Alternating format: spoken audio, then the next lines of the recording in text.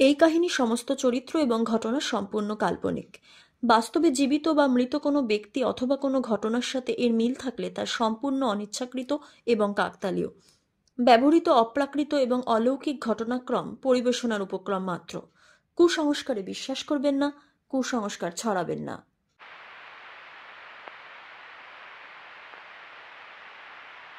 নমস্কার, আপনারা শুনছেন 221B হ্যারিসন রোড, বাংলার ভূত, বাংলার ভয়, উল্টোপাল্টা গল্প নয়।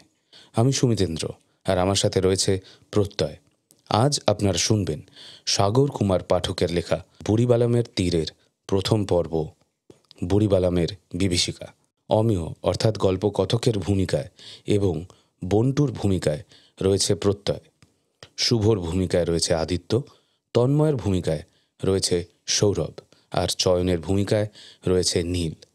আজকের গল্প বেশ অন্য স্বাদের, তাই দেরি না করে শুরু করছি। গল্পটা বেশ অভিনব এবং অন্য স্বাদের। আর আজ আপনারা শুনবেন বুড়িবালামের তীরের প্রথম পর্ব, বুড়িবালামের বিভীষিকা। তাহলে দেরি না করে শুরু করছি। সেপ্টেম্বর মাসের সকাল। আমি কলেজে গিয়ে দেখলাম আমাদের গ্রুপটার মধ্যে কি নিয়ে যেন তর্ক হচ্ছে। কিছুটা কথা শুনে বুঝলাম 3 দিনের জন্য কোথাও ঘুরতে যাওয়ার কথা হচ্ছে। আমার মনটা কদিন ধরে বেড়ানোর জন্য আঁকোপাকো করছিল। সেমিস্টার সবে শেষ হয়েছে, তাই এখনই সুযোগ, এরপরে আর সম্ভব হবে না। আমরা 4 জন সেই স্কুল জীবন থেকে বন্ধু। এখন একই কলেজে পড়লেও আমাদের স্ট্রিম আলাদা। শুভ বলল, তবে ওই দীঘা বা মন্দারমণি যাবো না, সেটা কিন্তু আমি আগেই বলে দিচ্ছি। তন্ময় বলল, আমার এক মাসতুতো দাদা কদিন আগেই বাংড়িপোষি থেকে ঘুরে এলো। জায়গাটা দারুণ। প্রথমে ট্রেনে বালাসোর, তারপর সেখান থেকে লোকাল ট্রেনে বা গাড়িতে বাংড়িপোষি। যদি যাস তো বলতে পারিস, তাহলে দাদার থেকে রিসর্টের ফোন নাম্বারটা নিয়ে নেব। শয়ন বলল, তাহলে ওখানেই চল।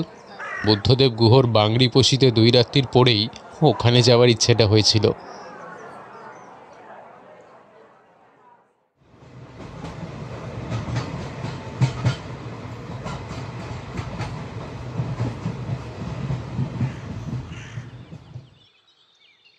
সেই মতো সব ব্যবস্থা হলো।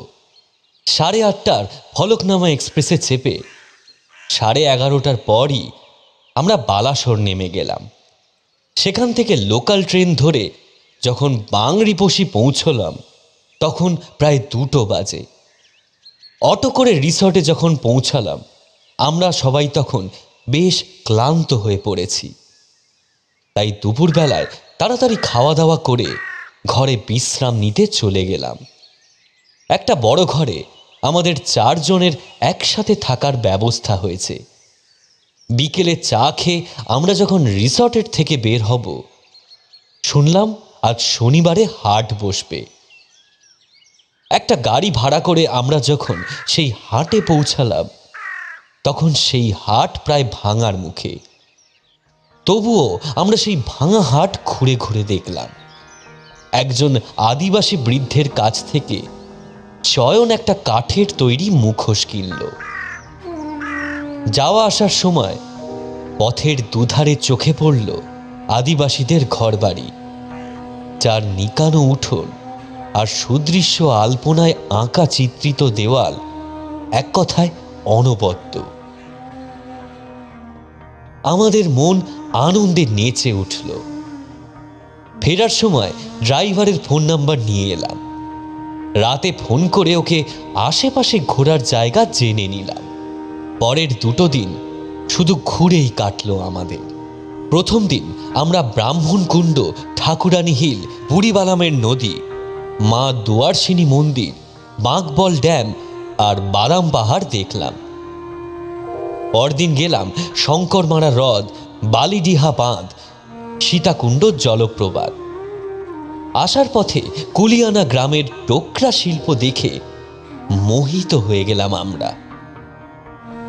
যদিও এটা সেপ্টেম্বর মাসের প্রথম সপ্তাহ, তবুও ফেরার সময় দেখলাম আকাশ ঘন কালো মেঘে ভর্তি।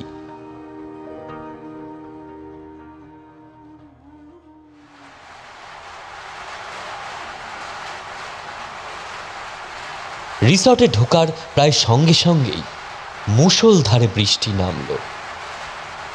রিসর্টের এক কম বয়সী যুবক বন্টু আমাদের এতদিন দেখভাল করছিল।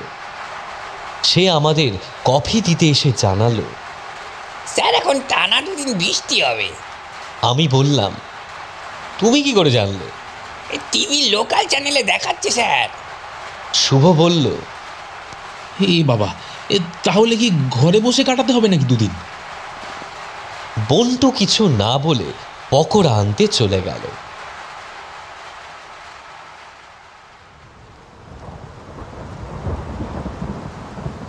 বন্টুর কথা সত্যি করে পরের দিনও টানা বৃষ্টি হয়ে গেল। এত বৃষ্টি যে 1 হাত দূরের জিনিসও ভালো করে দেখা যাচ্ছে না। আমরা টানা 2 দিন ঘুরে সেদিনটা শুয়ে বসে আর মোবাইল ঘেঁটেই কাটালাম। তবে একটা জিনিস দেখলাম, এত বৃষ্টিতেও এখানে জল দাঁড়ায় না, কিছুক্ষণ পরেই জল নেমে যায়। আজ দুপুরে ঘুমিয়েছিলাম বলে রাতের বেলা আর ঘুম আসছিল না। আমরা শুয়ে শুয়ে গল্প করছিলাম। চয়ন বলল, কি রে অমিয়, তুই তো আবার লেখালেখি করিস, তা একটা ভূতের গল্প বল না। আমি বললাম, ভূত নয়, তোদের বরং বুড়ি বালামের গল্প বলি। ঠিক গল্প নয়, বিপ্লবী বাঘা যতীনের কথা। এখানে ঘুরতে আসার আগে কিছুটা পড়াশোনা করেছিলাম, যদি শুনতে চাস তো সেই কথা বলতে পারি। তন্ময় বলল, নেই মামার চেয়ে কানা মামাই ভালো। আমি বলতে শুরু করলাম।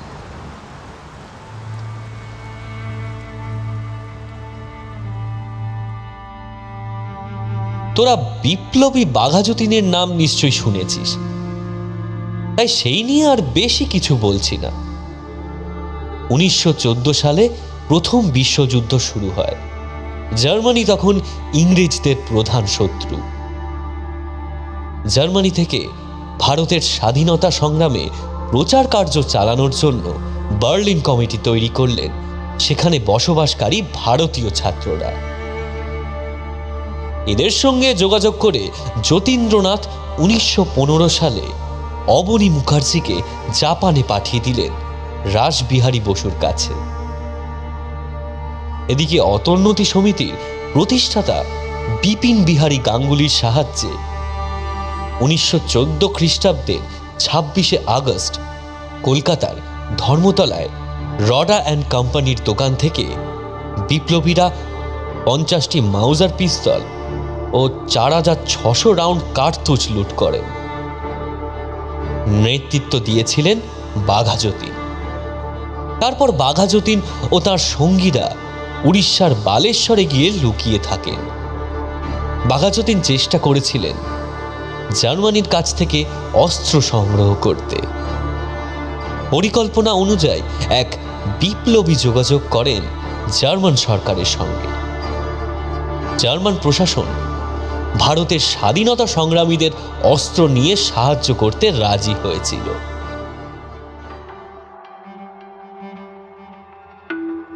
বাঘা যতীনের সহযোদ্ধা নরেন্দ্রনাথ ভট্টাচার্য ভারতীয় বিপ্লবীদের জন্য বিদেশ থেকে অস্ত্র আনতে সিআর মার্টিন নাম নিয়ে বাটাভিয়া যান। সেখানে জার্মান দূতাবাসের মাধ্যমে যোগাযোগ করেন জার্মানির প্রশাসনের সঙ্গে। তাকে জার্মান সরকার জানায় অস্ত্র বোঝাই 3টে জাহাজ ভারতের উপকূলে তারা পাঠাবে। সেই অনুযায়ী ম্যাভেরিক, অ্যানি লার্সন ও হেনরি এসের নামে 3টে জাহাজ রওনা দেয় ব্রিটিশ ইন্ডিয়ার উদ্দেশ্যে। কিন্তু ইংরেজদের কাছে সেই খবর ফাঁস হয়ে গিয়েছিল। 3টি জাহাজের একটি হাতিয়ার একটি সুন্দরবনের রায়বঙ্গলে এবং একটি উড়িষ্যার বালেশ্বর উপকূলের পৌঁছানোর কথা ছিল। ইংরেজ সরকার আটক করে 3টে জাহাজকে। বালেশ্বরে বাঘা যতীনের গোপন আস্তানাতেও হানা দেয় police. Police commissioner Charles Tegart বিশাল পুলিশ বাহিনী নিয়ে বাঘাযতীন ও তার সঙ্গী বিপ্লবীদের পিছু নিয়েছিল। বিপ্লবীরা অনাহারে অর্ধাহারে এক জায়গা থেকে আরেক জায়গায় পালিয়ে পালিয়ে বেড়াতে লাগলেন। বাঘাযতীন ভীরু কাপুরুষ ছিলেন না, পাল্টা আক্রমণের জন্য প্রস্তুত হচ্ছিলেন তিনি। এদিকে ব্রিটিশ পুলিশরা বাঘাযতীনদের দলবলকে ডাকাত বলে গ্রামে গ্রামে প্রচার করেছিল। তাই স্থানীয় মানুষদের কেউ কেউ ভয় পেয়ে এবং ডাকাত ধরানোর ইনামি লোভে বাঘাযতীনদের গতিবিধির খবর জানিয়ে দিচ্ছিল পুলিশকে। একদিন বঙ্গোপসাগরের উপকূলে এই বুড়িবালাম নদীর তীরের এক দোকানে 4 সঙ্গীদের নিয়ে খেতে বসেছিলেন বাঘাযতীন। সেই খবর পুলিশের কাছে পৌঁছয়। তখনই পুলিশ বাহিনী নিয়ে বালেশ্বরের জেলা ম্যাজিস্ট্রেট কিলবি ও মিলিটারি লেফটেন্যান্ট রাদারফোর্ড চলে যায় সেখানে। বাঘাযতীনও বিপদ আঁচ করে লড়াইয়ের জন্য প্রস্তুত হলেন, আশ্রয় নিলেন পরিখার আড়ালে। পুলিশের সঙ্গে তাদের গুলির যুদ্ধ শুরু হলো। 1915 সালের 9 সেপ্টেম্বর স্বাধীনতা সংগ্রামে এক পবিত্র রণক্ষেত্রে পরিণত হল বুড়িবালামের তীর। গুলির যুদ্ধে সেখানে চিত্তপ্রিয় রায়চৌধুরী শহীদ হলেন, গুরুতর আহত হলেন বাকি 3 জন। তাঁদের গুলি সব ফুরিয়ে গিয়েছিল। এই অবস্থায় ব্রিটিশ পুলিশ তাঁদের বাগে পেল। পরের দিন বালেশ্বর সরকারি হাসপাতালে মারা গেলেন বাঘাযতীন।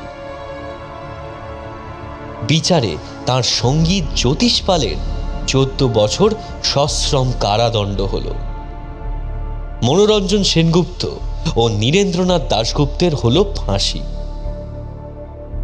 বুড়িবালামের তীরে ব্রিটিশ শাসকের বিরুদ্ধে যে 4 বাঙালি বিপ্লবী মরণপণ লড়াই করেছিলেন তার প্রতি শ্রদ্ধা জানিয়ে বিদ্রোহী কবি নজরুল ইসলাম লিখলেন, বাঙালির রণ দেখে যা তোরা, রাজপুত শিখ মারাঠি জাট, বালাসর বুড়িবালামের তীর, নবভারতের হলদিঘাট। শুভ বলল, আজ কত তারিখ জানিস? আমি চমকে উঠে বললাম, 7ই সেপ্টেম্বর, মানে আর 2 দিন বাদেই। ওই দিন তো আমরা ফিরে যাব। কাল যদি বৃষ্টি থামে একবার বুড়িবালামের তীরে যাব। নিশ্চয়ই। যে মানুষগুলো দেশকে স্বাধীন করার জন্য নিজের জীবন বিসর্জন দিলেন তাদের সম্মান জানানোটা আমাদের কর্তব্য। ঝড় বৃষ্টির নির্জন রাতে আমরা আনমনে জানালার বাইরে তাকিয়ে রইলাম। বাংড়িপোশির অন্ধকার জঙ্গলের প্রেক্ষাপটে আমাদের কল্পনা যেন প্রাক স্বাধীনতার এক দুঃসাহসী চিত্র এঁকে যাচ্ছে।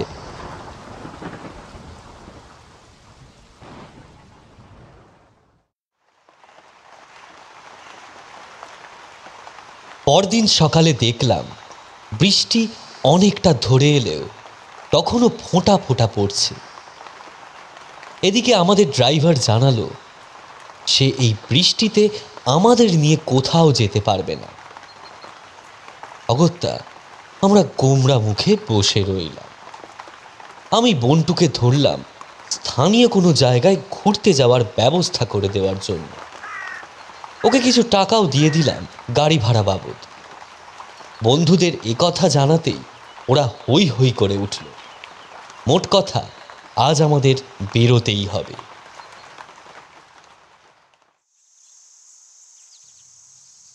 আচ্ছা, ঘুরতে এসে এমন ঘরে বসে থাকবো জানলে আমি মামার বাড়ি চলে যেতুম। মুখে একটা তেতো ভাব নিয়ে কথাটা বলল তন্ময়। তখন বিকেল, বৃষ্টি পুরোপুরি থেমে গেছে। তাও ঘরে বসে থেকে আমরা সবাই তিতি বিরক্ত হয়ে উঠেছি। আমাদের আর ধৈর্য ধরছে না। এদিকে বন্টু নাকি তার গ্রামের বাড়িতে গেছে। কখন ফিরবে এ কথা ম্যানেজার বলতে পারল না। আমার খুব বিরক্ত লাগছিল। বন্টুর নাম্বার চাইতে জানতে পারলাম সে নাকি মোবাইল ব্যবহার করে না। আশ্চর্য তো, আজকালকার দিনে মোবাইল ব্যবহার করে না এমন কেউ আবার আছে নাকি? মনে হচ্ছে বাকি ছুটিটা পুরো মাঠেই মারা যাবে রে। ও বেচারার মতো কথাটা বলল চয়ন।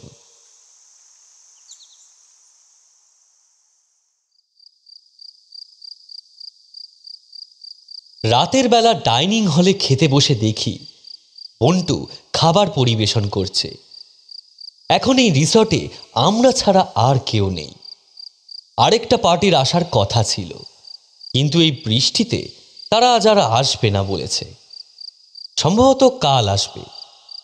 বন্টু যখন টেবিলের সামনে দিয়ে ভাতের গামলা নিয়ে যাচ্ছিল, দেখলাম তার মুখ গম্ভীর।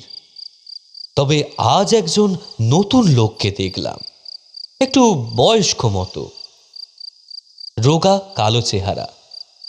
বন্টুর কথা শুনে বুঝলাম ইনি বন্টুর মামা। নাম বলল বসন্ত মহাপাত্র। আপাতত গম্ভীর লোকটাকে দেখে আমার খুব একটা খারাপ মনে হলো না, তবে বসন্ত যেন সব কিছুতেই বিরক্ত। কিছু কিছু মানুষ থাকে যারা পৃথিবীর সব কিছুর ওপরেই সারা জীবন খুব বিরক্তিভাব প্রকাশ করে থাকে। আমার মনে হলো বসন্ত সেই রকমের একটা মানুষ। শুনলাম সে আসলে এই রিসর্টের রাঁধুনি। একটা কাজে গ্রামের বাড়িতে যাওয়ায় এতদিন তার ভাগনা রান্নার কাজ সামলাচ্ছিল। বসন্ত আজ আমাদের কাঁকড়ার ঝাল খাওয়ালো। তার রান্নার হাত বেশ ভালো। রান্নার প্রশংসা করতে বসন্ত কোনো উত্তর না দিয়ে গম্ভীর মুখে দাঁড়িয়ে রইল। তবে একটা জিনিস আমি এখানে এসে লক্ষ্য করেছি, এরা উড়িষ্যার লোক হলেও বেশ ভালো বাংলা বলে। এমন সময় বন্টু বলল, স্যার আমি আপনাদের ঘরে রাতের বেলা যাব, সঙ্গে মামাও থাকবে, তখন আপনাদের সঙ্গে কথা বলবো। হ্যাঁ হ্যাঁ নিশ্চয়ই। course. হ্যাঁ ঠিক আছে ঠিক আছে, আসবে কিন্তু।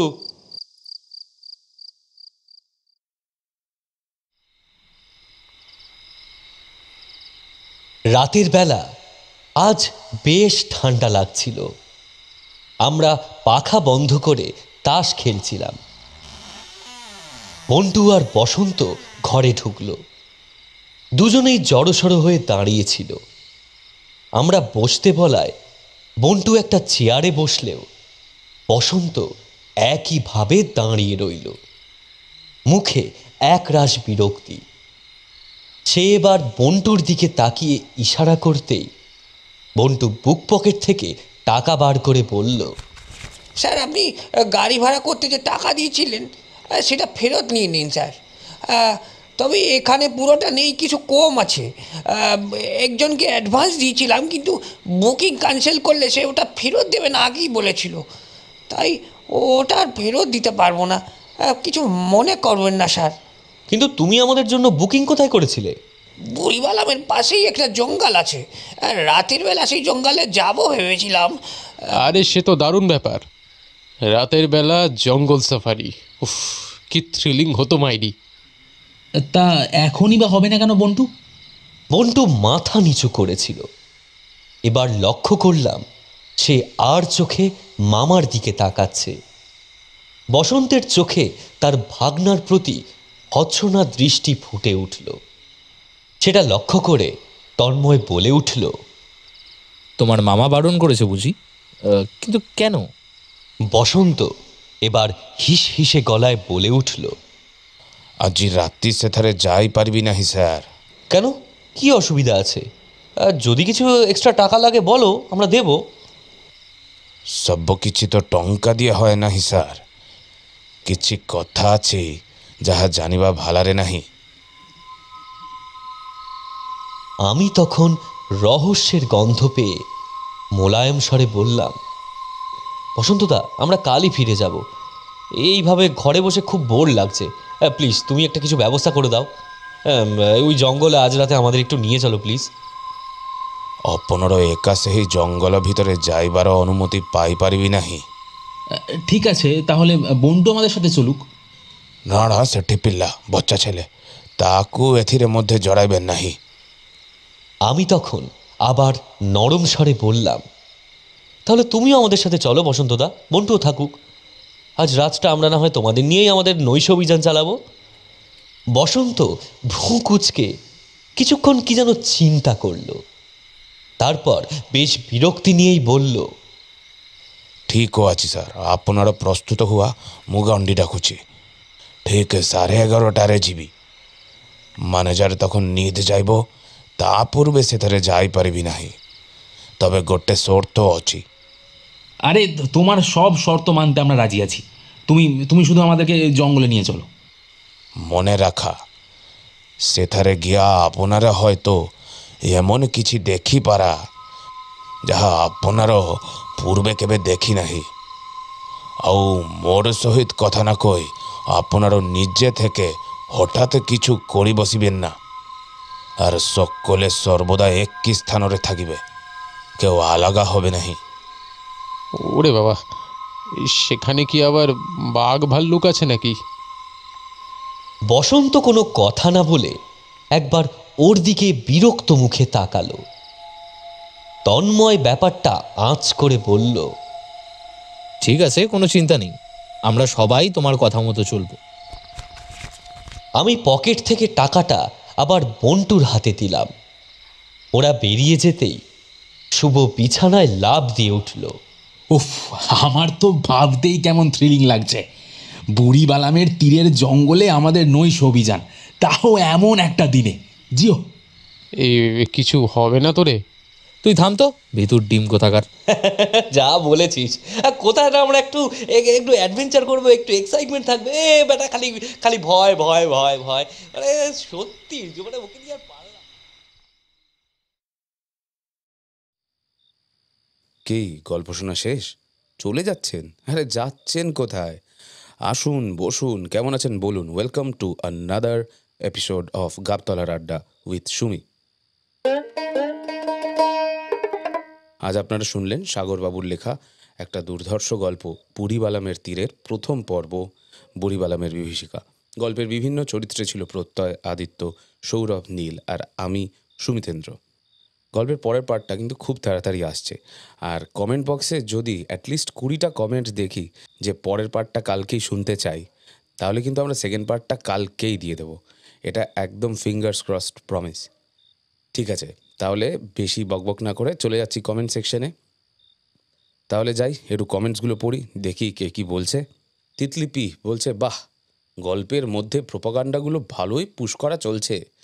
গৌমাতা ব্র্যাকেটে মহিলা, কিন্তু ওনার নেতৃত্বে যে ইন্টেলেকচুয়াল স্টুডেন্ট উইংয়ের জন্ম হয়েছে তাদের নিয়ে কিন্তু গল্প লেখা বারণ। একটা একদম চোখ ফেটে জল বেরোচ্ছে, মানে লামা ফাও, মানে একদম রোলফ টাইপের একটা স্মাইলি। সঠিক জায়গায় ত্রিশূল গুজে দেবে বলে, তাই না? তার চেয়ে সংখ্যায় কমদের পাঞ্চিং ব্যাগ হিসেবে খুব ভালো ইউজ করা যায়। ভালো ভালো, বাহ, সত্যি কি বলবো। আরে পলিট ব্যুরোর চাটা তোমার মুখে মারি ঝাঁটা। উল্টোপাল্টা বকতে চাও, আগে বেসিকটা তো দেখে নাও। এই তো কটা গল্প আগে ভাইপো হলো খিল্লি, কই সেই নিয়ে কেউ কখনো চলল না তো দিল্লি। সাহিত্যতেই থাকি আমরা, গল্প জীবনের আয়না। ধর্ম জাতি ডান না বাম, আরে আমাদের আসে যায় না। তবে সত্যি যাহা ঘটে বলবো সেটা বটে। জ্বালা করলে বার্নল নিয়ে পড়ো আস্তে করে কেটে। ঝান্ডা নিয়ে, এজেন্ডা নিয়ে তোমরা অনেক আসবে যাবে, তবে এই জীবনের বাস্তবটা হ্যারিসন রোডেই পাবে। হ্যাঁ, তাহলে ঝগড়া ঝামেলা যুদ্ধ শেষ, সমস্ত শোধবোধ উল্টোপাল্টা বকার আগে মনে রেখো, এটা 221B হ্যারিসন রোড।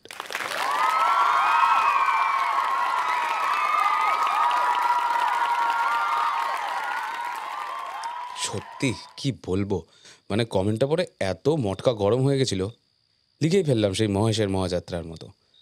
মানে লোকজন পারেও বটে। যাই হোক, যা উত্তর দেওয়ার দিয়ে দিয়েছি, যাচ্ছি পরের কমেন্টে। শঙ্কর দত্ত বলছে, দাদা তোমাদের টিম অসম, তোমাদের গল্পগুলো কার্টুন ক্যারেক্টার দিয়ে ভিডিও বানালে খুব ভালো লাগতো শুনতে। কার্টুন ক্যারেক্টার দিয়ে ভিডিও বানালে তো দেখতে হতো, শুনতে কী করে? দাদা আমার আইডিয়াটাতে একটু কাজ করুন, ভালো ইনকাম হবে এবং আমিও দেখে খুব খুশি হতাম।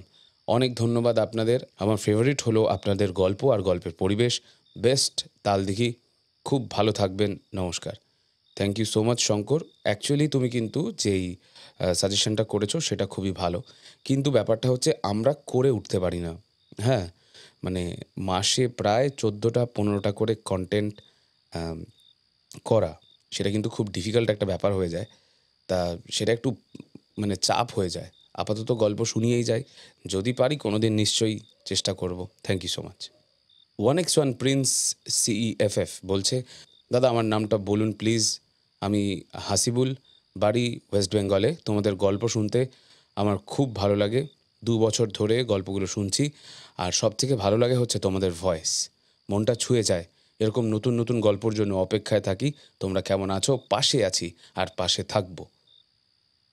আমার বাড়ি হচ্ছে পশ্চিমবঙ্গের বর্ধমান জেলায় মশা গ্রামে। সেখান থেকে আমি তোমাদের গল্পগুলো রেগুলার বেসিসে শুনি। আর একটা কথা বলবো নতুন সাবস্ক্রাইবারদের জন্য, যারা যারা এখনও দাদাদের চ্যানেলটা সাবস্ক্রাইব করোনি তারা তাড়াতাড়ি সাবস্ক্রাইব করে নাও মজার মজার গল্প শোনার জন্য। বাহ, খুব ভালো লাগলো পড়ে কমেন্টটা হাসিবুল। অ্যাকচুয়ালি দেখো, আমরা চেষ্টা করি সবার কমেন্টটা পড়ার, কিন্তু পড়া তো হয়ে ওঠে না, মানে পসিবল হয় না ব্যাপারটা, বুঝতে পারলে তো? বাট আমরা নিশ্চয়ই চেষ্টা করব যত পারি বেশি কমেন্ট পড়ার। আর তুমি যে কথাটা বললে নতুন সাবস্ক্রাইবারদের জন্য, একদম হাসিবুল যেটা বলছে, চটপট চ্যানেলটাকে সাবস্ক্রাইব করে দিন, করে দিতেই হবে। যাচ্ছি পরের কমেন্টে। তাপস মিত্র 9678 বলছে, আপনাদের গল্পগুলো খুব ভালো লাগে শুনতে, ধন্যবাদ। 221B Harrison road. আমাদেরও ভালো লাগে আপনাদের গল্পগুলো শোনাতে, আর চেষ্টা করছি খুব তাড়াতাড়ি আরও বেশি করে গল্প নিয়ে আসার। বরুণ বোধক 720 বলছে, love the plot line, story line, I see good character development. I was waiting for such a kind of universe, supernatural series. Bhoot Goenda is a good universe to integrate. Eagerly waiting for the next episode of this universe. Great work.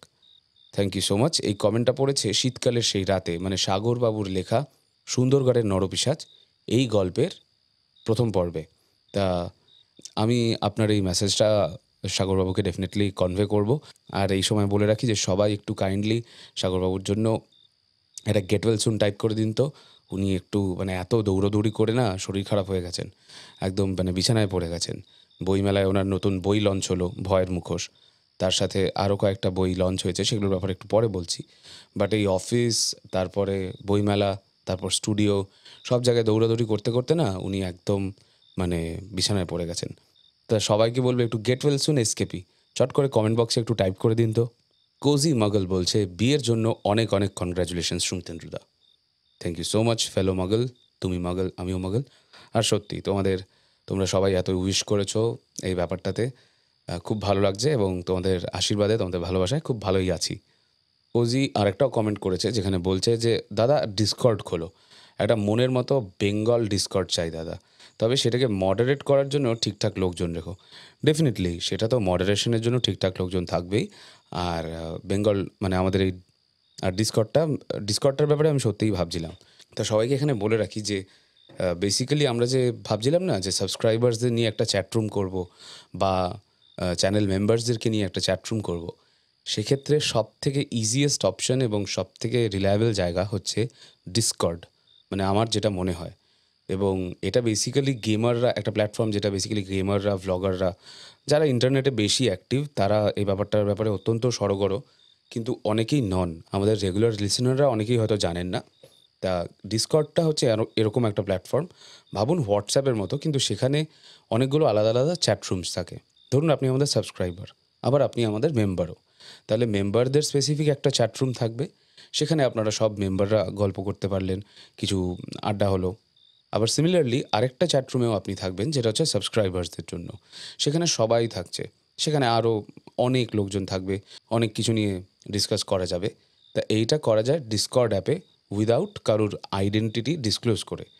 তা খুব তাড়াতাড়ি request করব সবাইকে comment করতে, সবাইকে জানাতে, কারণ আমরা তাহলে একটা ডিসকর্ড চ্যানেলের দিকে মুভ করতে পারবো, সবাই মিলে খুব মজা হবে কিন্তু। শফিকুল ইসলাম খোকন বলছে, ভাই আমাদের কি নাম নাই? ভাই আমরা আপনার গল্পগুলো পড়ার পাশাপাশি শুনি, তাও আপনি আমাদের নামগুলো একবারও বলেন না। আচ্ছা যাই হোক, আপনাদের গল্পগুলো ভালো লাগে এবং আমি বিশেষ করে অপেক্ষা করি কবে আপনার তালদিঘির গল্পগুলো আসবে। আমি বাংলাদেশে থাকি এবং বাংলাদেশ নিয়ে একটা গল্প থাকলে বলবেন ভাইয়া।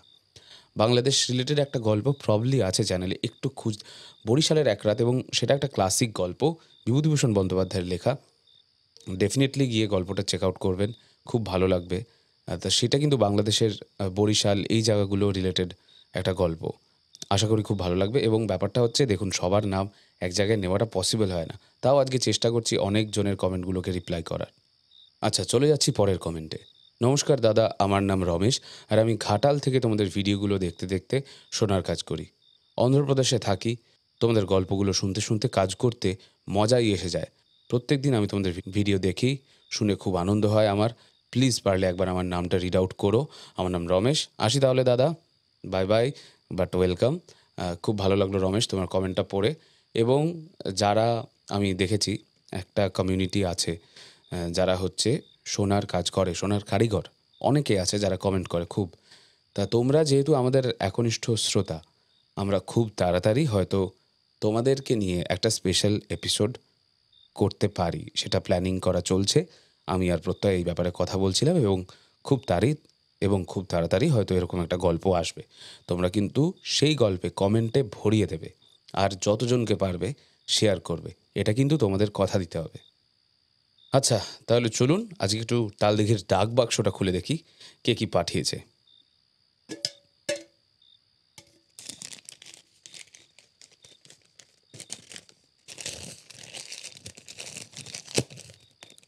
আচ্ছা, তাহলে পড়ি। আজকের ঘটনাটা পাঠিয়েছে অঙ্কন 126। আজ থেকে প্রায় 6-7 বছর আগে দুর্গাপুজোর সময়, ওই সময় দুর্গাপুজো থেকেই ঠান্ডা পড়তে শুরু করতো। আমি আর আমার এক বন্ধু দেবা 4টের দিকে ভোরে মর্নিং ওয়াকে বেরোতাম আমাদের গ্রাম ধান্যগড়ির রাস্তায়, বাস স্ট্যান্ডের দিকে। ওই রাস্তায় 3টে মন্দির পড়ে। প্রথমে মঙ্গলচণ্ডীর, তারপর একটু গেলে শনি মন্দির, আর তার থেকে 200 মিটারের মতো গেলে কালী মন্দির। ইনসিডেন্টটা ষষ্ঠীর ঠিক 1 সপ্তাহ আগের। আমি তখন ছোট। আমাদের বাড়ির ঘড়ির ব্যাটারিটা শেষ হয়ে গেছিল, আর বাড়িতে তখন একটাই ফোন, ওই নোকিয়ার সুইচ টেপা। ওই ফোনে অরিজিনাল টাইম চেঞ্জ করা যেত। তা আমি ওটাকে নিয়ে একদিন খেলতে খেলতে ভুলভাল টাইম সেট করে দিয়েছিলাম, সেটা মাও ঠিক করতে পারেনি। অবশ্য তার জন্য মারও খেতে হয়েছিল। ওই রাতে পূর্ণিমা ছিল সেটা আমি জানতাম না। রাতে ঘুম ভাঙার পর দেখি বাইরে থেকে হালকা আলো দেখা যাচ্ছে। তা ভাবলাম ভোর হয়ে এসেছে, তাই কাউকে কিছু না বলেই মর্নিং ওয়াকের জন্য বেরিয়ে পড়লাম। দেবাকে 2বার কল করার পর কল ধরছিল না। ভাবলাম একাই চলে যাই আজ। হাঁটতে হাঁটতে আমি শনি মন্দিরের কাছে পৌঁছলাম। ওখানে গিয়ে দেখি সামনের রাস্তায় সাদা সোয়েটার পরে কেউ হাঁটছে। ওই রকমই সোয়েটার দেবা পরতো। তা আমি ওকে ডাকতে শুরু করলাম, কিন্তু সে সাড়া দিল না। তখন আমি ওর পেছন পেছন ছুটতে শুরু করলাম, কিন্তু ওকে ধরতে পারলাম না। আশেপাশে কুয়াশা, ঘন কুয়াশার মধ্যে দিয়ে ও হেঁটেই চলেছে, আর আমি ছুটে ওকে ধরতে পারছি না।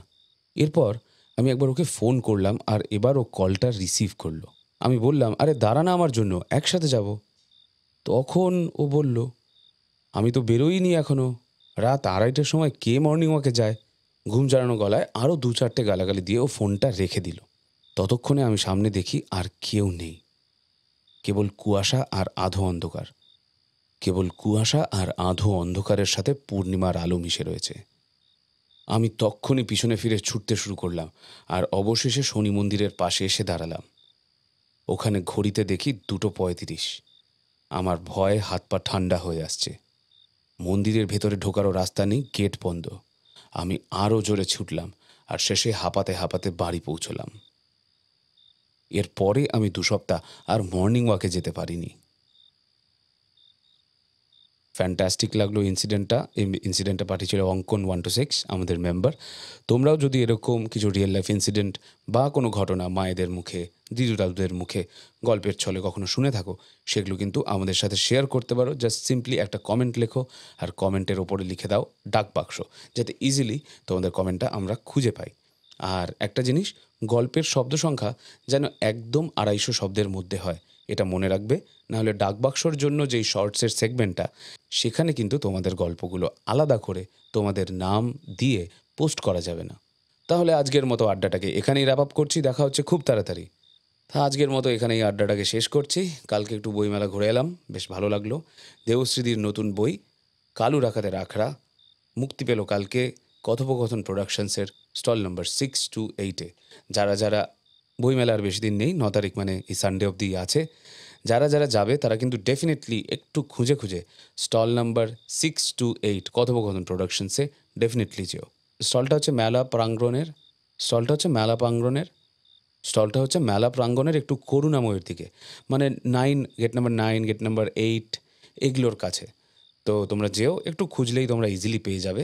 আর ডেফিনেটলি ওখান থেকে দেবশ্রীদির কালু ডাকাতের আখড়া এবং সাগর কুমার পাঠকের ভয়ের মুখোশ, এই দুটো বই অবশ্যই সংগ্রহ করো। আর যারা যারা এখনও দেবশ্রীদির আগের বছরের বই, যেটা তিনি আমাদেরকে উৎসর্গ করেছিলেন, এবং তোমরা যদি দেবশ্রীদির আগের বছরের বই বাঁদার বনের আড়ালে এই বইটা না সংগ্রহ করে থাকো, তাহলে ডেফিনেটলি বইমেলা গেলে কথোপকথন প্রোডাকশন স্টল নাম্বার 6 to 8 গিয়ে এই 3টে বই ডেফিনেটলি সংগ্রহ করবে। তাহলে আজকের মতো উঠি, অনেক আড্ডা হলো, দেখা হচ্ছে খুব তাড়াতাড়ি। আর কমেন্ট বক্সে যদি 20টা কমেন্ট পড়ে যে কালকেই নেক্সট পার্টটা চাই, তাহলে কিন্তু আমরা কালকেই এই গল্পটা দিয়ে দেব। উঠছি, টাটা, বাই বাই, সবাই খুব ভালো থাকো, দেখা হচ্ছে পরের পর্বে। Till then keep listening to 221B, Harrison Road, বাংলার ভূত, বাংলার ভয়, উল্টোপাল্টা গল্প নয়।